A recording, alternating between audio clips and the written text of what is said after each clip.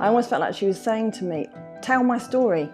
You know, everyone who sees me just sees Degas. Oh, Degas' sculpture, and they see him seeing her. They don't see her seeing him. And what that was like, that was really what I wanted to bring out with this book, about the female gaze, not the male gaze.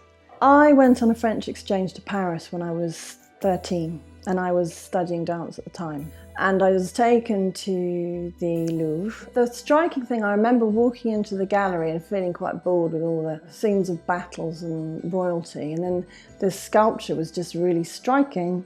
And she looked like me, you know, she had the tutu on, but she had a real anger about her and a defiance. And then that was imprinted on my mind, really, I think, and unconsciously it kind of simmered there. He also kept her, the original sculpture, in his studio until he died. He never sold her.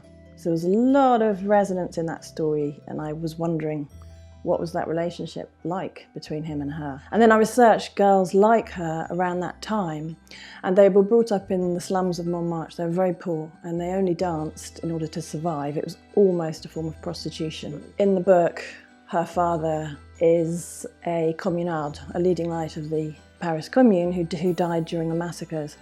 And so in that time in Paris, whilst there was all that impressionist art world, that lots of drinking of absinthe and lots of glamour, there was also a lot of social unrest. And there were some young women of that time, a lot of them dancers or prostitutes, who were involved in the early socialist movement. And I found out that they went to England and helped the suffragettes. And they went to the Pankhurst in London and inspired them, given them a kick up the arse and said, you need to get on the streets and chuck some bricks through windows. And that has a resonance with now, of course, because this is happening now, with Extinction Rebellion and Gilets Jaunes and Greta Thunberg. So there's these young girls of 14, 15, 16 who are leading this revolution. For me, as a socialist, it's a very good way to do it. So I'm looking at getting small donations from lots of people, and I know it comes from an 18th century model where especially women authors who couldn't get published otherwise used to go and knock on doors in order to get their books published. So I love it. For me, it works perfectly.